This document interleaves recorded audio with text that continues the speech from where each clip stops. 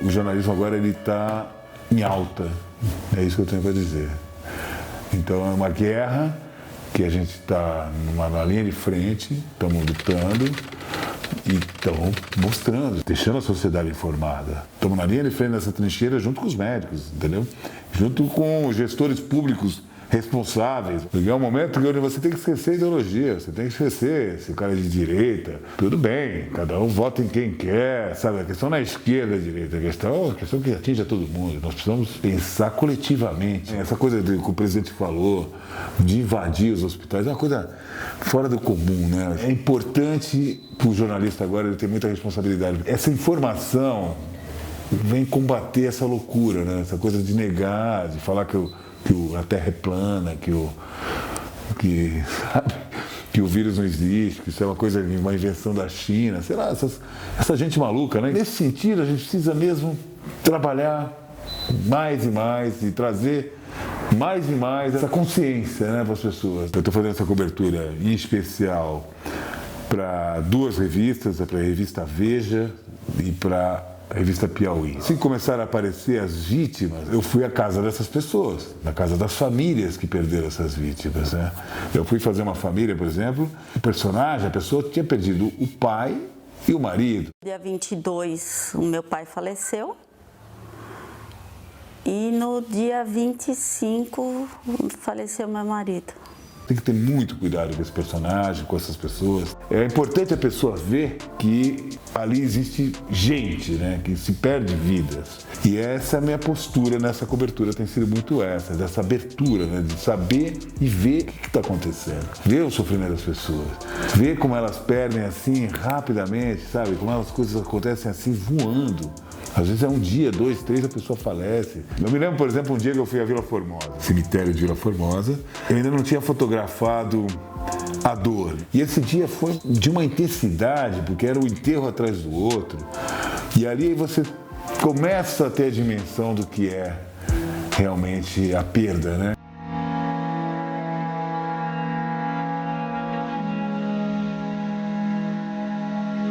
A minha avó Vilma, ela foi vítima do Covid-19. Eu cuidava dela, a gente morava na mesma casa e ela começou a passar muito mal.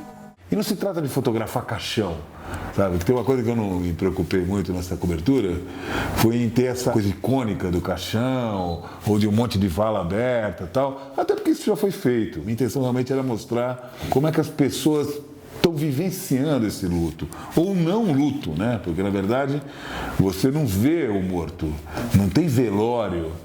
Eu consegui documentar um velório porque eu estava ali e o gestor ali do cemitério, com muita negociação, muito choro e tal, colocou o caixão fechado, lacrado e tal, numa tenda ao lado da capela, porque por causa de ser um espaço aberto e tal, as pessoas já entenderam que ao ar livre a contaminação é menor. É muita gente e parece que assim, quem está lá em cima não quer saber disso não.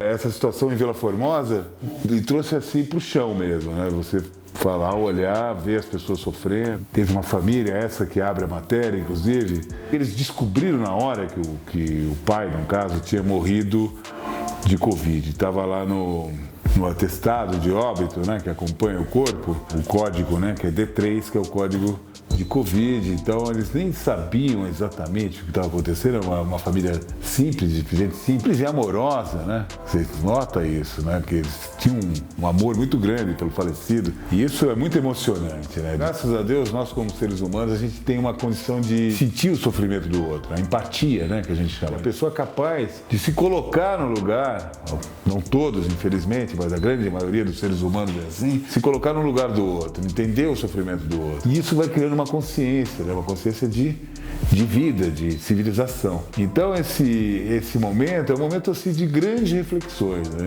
Não tem um dia que eu chego do trabalho e tal que eu não pense na minha vida, na vida da minha família, na vida dos meus pais, né, que estão isolados, já são velhos. Então você se sente partícipe de uma coisa maior, né? Você está no mundo e você está dentro do mundo, está dentro dessa condição.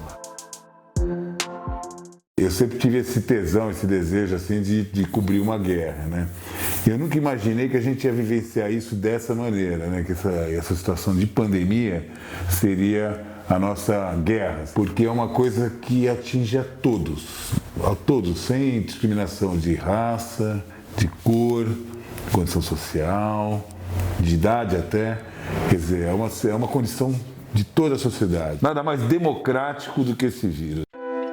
Logo no começo da pandemia, foi-se ao Einstein. Eu e a jornalista Adriana Dias Lopes, o Einstein se tornou essa referência e era para lá que as pessoas estavam indo. Foi lá que, inclusive, foi feito o primeiro teste positivo. E o Einstein, que tem uma gestão, obviamente, de ponta, montou assim um gabinete de guerra. Quer dizer, é uma coisa muito bem feita, muito bem planejada e tal. Foi feita a primeira grande documentação que gerou uma capa da revista, né? Falando exatamente disso, né? Dos médicos, desse combate ao problema, né? Então a gente conseguiu entrar na UTI do Einstein, cheio de limitações e tal. Eu fui nos laboratórios do INCOR, onde estão se pesquisando vacina com o Dr. Jorge Calil. Apesar das pessoas dizerem, bom, não adianta a gente ter uma vacina que vai vir daqui a 1 ano e meio, adianta sim, porque esse vírus vai circular, vai voltar e aí nós vamos estar preparados. Fiz um trabalho específico sobre a cura, né? Vamos dizer assim, a busca da cura, que seria da vacina. Falei com a doutora Ludmila sobre a cloroquina. E esse aí vai ser confirmado, presidente, como remédio para curar todos aqueles portadores do coronavírus, Covid-19. Não há ainda uma evidência de que essa droga possa prevenir a infecção pelo Covid. Não é uma medicação isenta de efeitos adversos. A cloroquina pode gerar arritmias cardíacas e induzir até morte por parada cardíaca. Fizemos um vídeo, inclusive, de altíssima visibilidade, né? As pessoas queriam saber que história é essa de cloroquina, né? Que história é essa de vacina? Como é que está sendo desenvolvida? As pessoas estão carentes de informação e informação com conteúdo, informação que tenha peso, credibilidade, valor. O mais interessante de trabalhar numa revista como a Veja, por exemplo, é exatamente essa repercussão. É você saber que o teu trabalho vai chegar a muita gente, né? E um fotojornalista não pega uma fotografia para botar na gaveta. Ele quer que as pessoas vejam. Aquilo tem a sua utilidade, né? O João Bittar falava isso, uma foto boa é foto publicada, né? No sentido que você levou a notícia, você levou a informação para as pessoas. E a cobertura vai se desenrolando, né? Aí começou-se a operação dos hospitais de campanha. Documentei o primeiro hospital de campanha de Santo André, junto com essa jornalista Adriana Dias Lopes. Depois eu fui ao hospital do Pacaembu, onde absolutamente ninguém tinha entrado ainda. É uma coisa assim, para um momento desse, perfeito, é uma coisa que é necessária, né? Que se faz necessária. O que me chamou muita atenção essa questão dos protocolos novos. Os médicos agora estão fazendo videochamadas com os pacientes, né? Levando essa condição, já que a família não pode visitar, o médico vai e mostra, né? Há templos evangélicos acompanhar esse absurdo, né, que foi essas reuniões com mais de 3 mil pessoas, por exemplo, que o pastor Valdomiro fez, no afã de não parar, digamos assim, a movimentação da igreja dele, né? Isso gerou um movimento na sociedade, o Ministério Público investigando. O teu jornalismo serve para alguma coisa, se presta algum serviço. Eu documentei também como é que tem sido a vida das pessoas que trabalham em casa, em lidar com seus filhos, com as crianças, né? Como é que tem sido explicar para uma criança, como é que tem sido conviver em isolamento. Não dá para você comparar uma pessoa que tem condições de pedir um iFood, de ter um pacote da Netflix, com uma pessoa que está no seu barraco, sem comida, sem nada. Tá todo mundo na mesma tempestade, só que um tá num barco, o outro tá numa canoa e todo mundo tentando sobreviver. Eu fiz o Dr. Roberto Calil e a gente foi da semi-UTI, onde ele estava internado, né? Entrevistá-lo, quer dizer, é um médico, né? E ele sabe do que ele fala, então ele traz informação. Sabe, aquele sintoma de gripe mesmo. Só que aí foi me desgastando muito. E depois um raciocínio imbecil.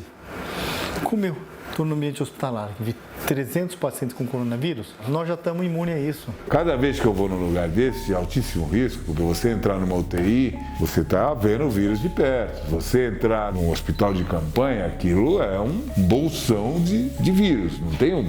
Ali está o vírus, né? A gente começou a aprender os protocolos de trabalho, né?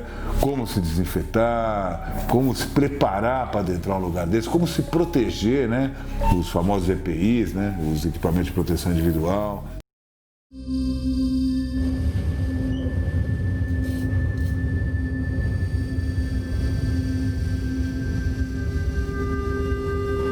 o Piauí me deu o espaço, são 6 páginas de foto, que no metrô você tem aquela coisa, é realmente um lugar perigoso, né? Vamos dizer assim, porque é fechado, é recluso ali, e tem muita gente, você não tem como fugir. Você entrou ali, já era. Então, é um lugar de altíssimo risco, então você via nos olhares assim, das pessoas esse medo.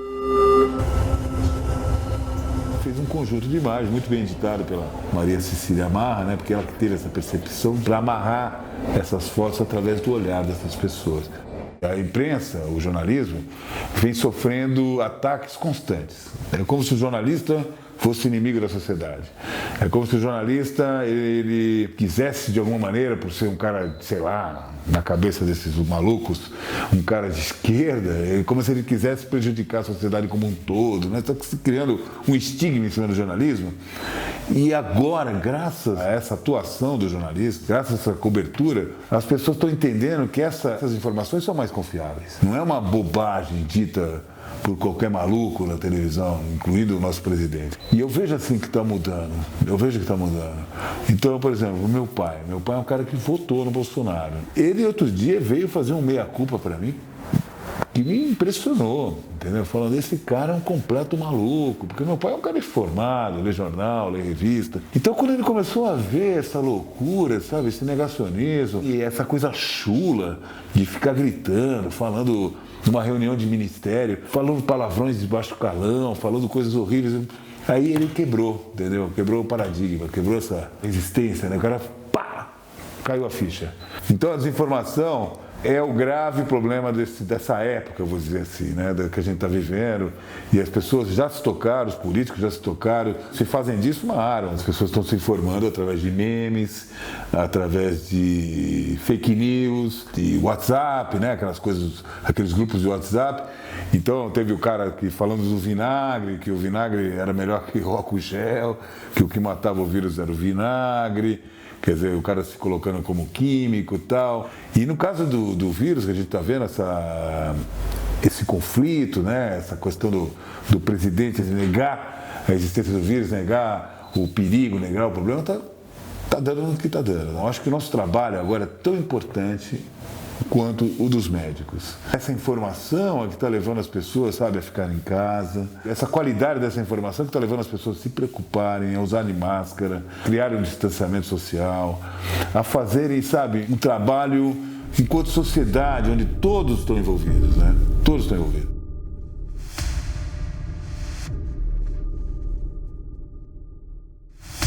Os jornalistas nunca sofreram tanto no Brasil quanto estão sofrendo agora. Há quem calcule que estamos a caminho de virar o epicentro da pandemia global. Se é fake, não é news. Se é falso, não é notícia. É falcatrua. E para mim, jornalismo é a solução para fake news e não botando o poder de censurar nas mãos das empresas grandes.